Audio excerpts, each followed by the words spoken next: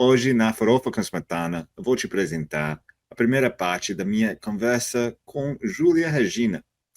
Ela é uma das fundadoras da Humanitas, que é uma ONG brasileira que ajuda e apoia a Ucrânia e refugiados ucranianos no Brasil. Ela vai falar, no começo, da formação da sua identidade ucraniana no Brasil, o impacto da sua primeira visita à Ucrânia e a intensidade das primeiras dias já da invasão de larga escala, em que ela e outras ativistas ucranianas brasileiras se juntavam para buscar as melhores formas de ajudar e apoiar a Ucrânia neste momento tão difícil. O que ficou bem evidente para mim é a dedicação completa que ela tem para a Ucrânia e também para o povo ucraniano e a cultura deste país. Vale a pena escutar.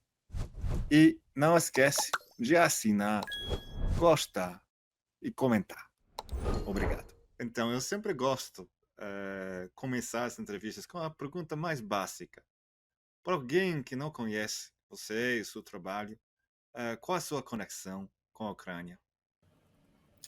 Bom, eu me chamo Júlia, sou de Curitiba, da comunidade ucraniana do Brasil. Eu nasci, né, meus pais são descendentes de ucranianos. O meu Dido, o meu avô, veio quando criança da Ucrânia em 1913. E os bisavós, por parte de mama, da minha mãe, também vieram da Ucrânia. E então a nossa conexão é totalmente, né, ligada à Ucrânia. E como era assim, quando você crescia, como a Ucrânia estava presente na sua vida? Como quando você era criança? Em tudo, em tudo. Nós falávamos somente em ucraniano, Hum, porque o Dido, a baba, tanto por lado da mama, da mãe, como por lado do tato, do meu pai, todos, o hábito é o ucraniano dentro de casa. Né? Só falava o português quando tinham as atividades fora dela. E nós sempre estivemos integrados à Igreja Greco-Católica aqui no Brasil, e meus pais foram uma das famílias, né, fundadoras da nossa comunidade São Josafá, aqui em Curitiba, uhum. e sempre envolvidos. A baba Júlia Sobenco bordava, então bordava para as mesas, para os altares das igrejas, bordava vyshivánkas.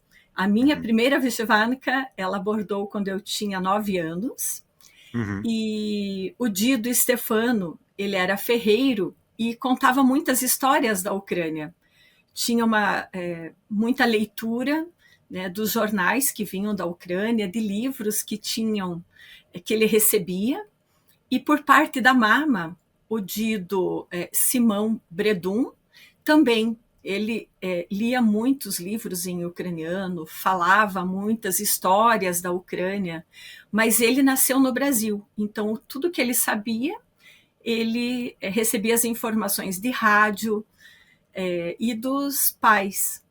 Uhum. E a minha baba Olga, casada com o Dido Simão, ela gostava muito de cantar. Então, Que tipo canções de música ela cantava? O que eram as músicas, se você lembra? canções populares, Railka, que Uhum. são as cirandas no dia de Páscoa e após ela, né, no período de ressurreição, colomeicas. Então, sempre quando tinham reuniões com os filhos, quando os filhos iam para a colônia, no interior, né, seriam como os celós, a família se reunia e cantavam bastante. E aí tinha uma eskrepka, o violino, tinha o pandeiro, tinha a gaita, então as reuniões sempre eram com muita alegria e sempre tudo em ucraniano. Uhum. E também sempre celebramos todas as datas religiosas né, do calendário litúrgico e outras datas também. Uhum. Então, essa era a sua base. Como e quando você começou a parte mais de ativismo, de consciência política em favor da Ucrânia? Olha, sempre foi, nós sempre estivemos envolvidos em relação a isso. Na época ainda quando era a União Soviética, então as histórias que todos traziam contavam o sofrimento, né, de terem deixado as suas terras e terem vindo para o Brasil, trazendo apenas o que podiam dentro de uma malinha, né, e com todas as lembranças. Então, daquele momento em que nós já ouvíamos desde a primeira infância, nós sempre estivemos integrados. Com a independência da Ucrânia, eu tive a satisfação, né, e foi uma grande honra para mim, junto com outros 3 dançarinos, de irmos para a Ucrânia em 1993, fazermos um curso de dança no Veryovka. Com isso, claro, né, nós nos informamos mais ainda em relação à importância dessa independência da Ucrânia, e desde então o envolvimento tanto com o folclore, com as questões sociais e políticas, com a comunidade ucraniana, com as migrações vindas para o Brasil, sempre foi muito forte e muito presente. Porque assim como os meus pais ajudaram bastante. Mas me fala mais, como essa viagem para a Ucrânia te impactou? Como você sentiu visitando a Ucrânia pela primeira vez? Quantos anos você tinha? Eu tinha 18 anos. Okay. 18 então, anos quando eu fui para lá. Então, quando nós chegamos na Ucrânia, claro, totalmente diferente, o ambiente, né, a estrutura da União Soviética, então tudo muito diferente. Nós fomos em janeiro, neve, frio, né, outra temperatura. As pessoas, tudo muito simples, não tinham restaurantes, não tinham opções, outras opções para nós, e as pessoas estavam muito felizes na ocasião, mas ainda com muitos sinais, traços da União Soviética.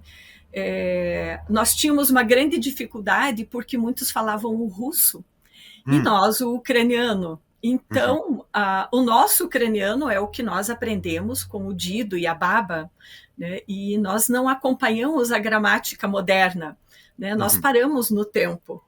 E nós tivemos algumas dificuldades, mas nada que impedisse a nossa comunicação. Foi algo muito proveitoso, nos reconheciam como da Zacarpátia, e isso era muito bom, porque sabíamos então que nossos didos e babas nos trouxeram, e nós aprendemos de forma correta, né, o idioma. Como isso impactou? Você se identificou mais como você sentiu sua identidade ucraniana de uma forma mais profunda depois desta visita? Sim, sim. Exatamente. Então, quando nós éramos pequenos, o Dido falava, olha, quando nós andávamos nos trens, nós tínhamos essa sensação. E nós, tudo que, as histórias que chegavam até nós vivenciávamos ali, né? Porque nós chegamos num período onde era o Natal, em 6 de janeiro, na ocasião. Então, nós vivemos toda a questão dos costumes e tradições, né? Fomos à Divina Liturgia, tivemos os jantares. Então, aquela inclusão, naquele momento, veio a confirmar tudo que nós havíamos recebido, que é o que nós vivemos aqui no Brasil. E lá pudemos viver da mesma forma. Com os alimentos, com os vareniks, borscht, as saladas, né, o holubtchi, né, tudo o que nós comíamos aqui era o hábito deles na Ucrânia. E não somente isso, mas também com a conexão com o folclore, né, com a cultura, com os cantos. Quando nós tivemos essa inserção de um mês Noverioka foi fenomenal, foi fantástico. A nossa realidade, né, de que nós aprendemos os passos aqui no Brasil, né, e danças que, claro, são de lá, né, então foi algo realmente, uma conexão incrível, né, você se sentindo pertencente à Ucrânia, a tudo que eles faziam e ao que nós fazemos aqui. Né, num lugar tão distante, com tantos quilômetros de distância, e nós termos a mesma, né, os mesmos hábitos, os mesmos costumes. Enquanto que a gente está falando, estou de olho no Telegram para ver onde as missas russas estão indo. Lançavam um no começo da nossa conversa e agora lançavam outro. Parece que está indo para Sumi, infelizmente.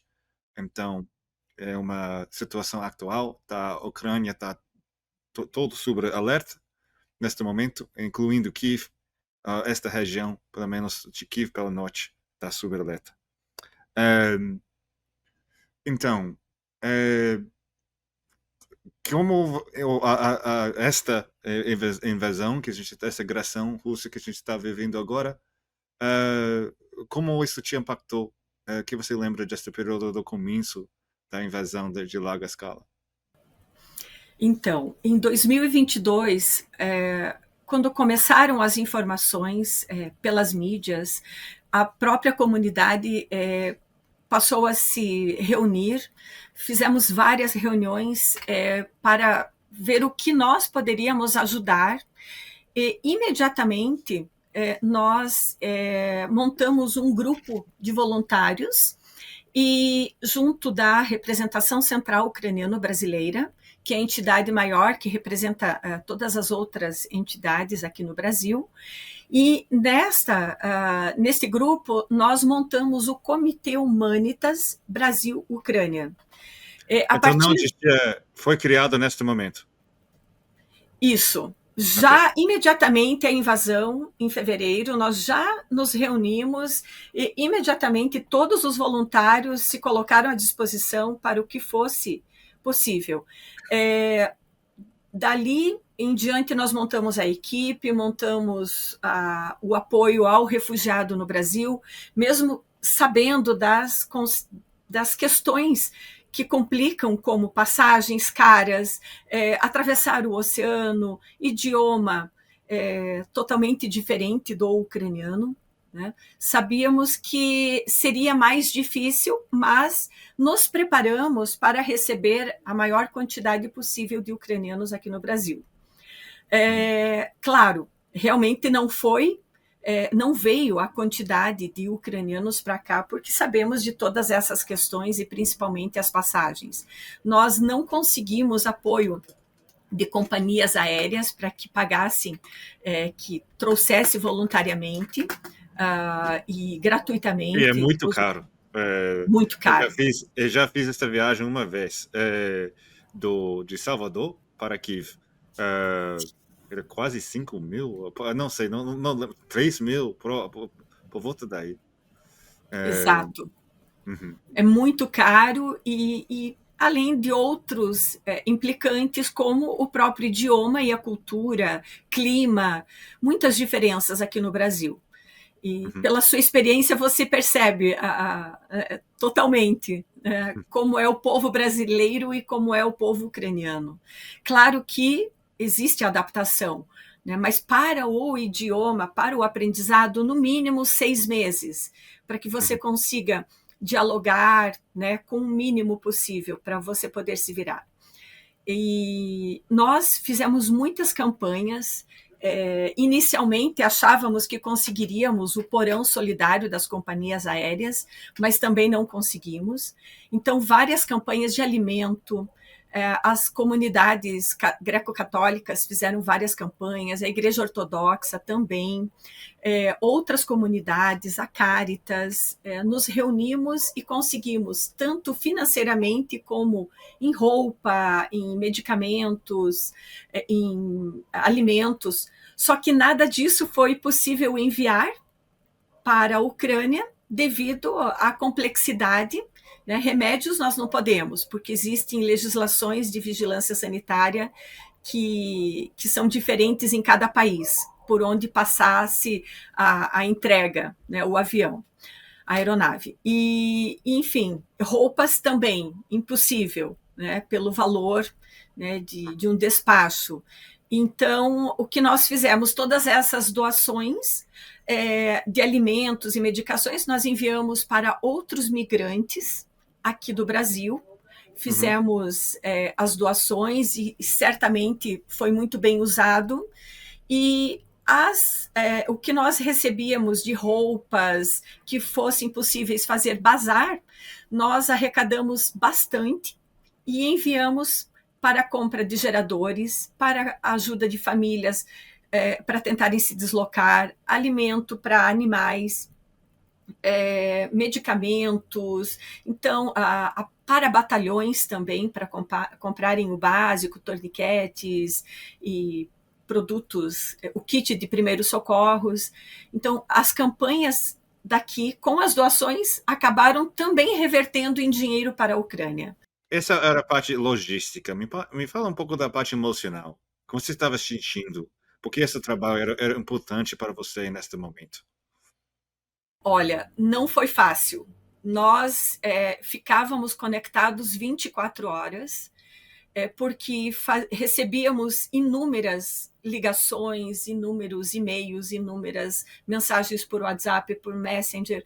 Então, nós estávamos conectados 24 horas. Nós não descansávamos. Eu deixei um curso de lado para poder fazer as conexões com a Ucrânia, até porque o fuso horário é diferente. Para atendermos famílias, orientarmos brasileiros que queriam ir para a Ucrânia para lutar, para ajudar, né, na defesa da Ucrânia. Então, foram muitas frentes que nós tivemos e realmente foi muito exaustivo. Eu e a equipe que estava junto comigo, nós não tínhamos tempo para outras atividades. Estávamos conectados diretamente com a Ucrânia. Uhum.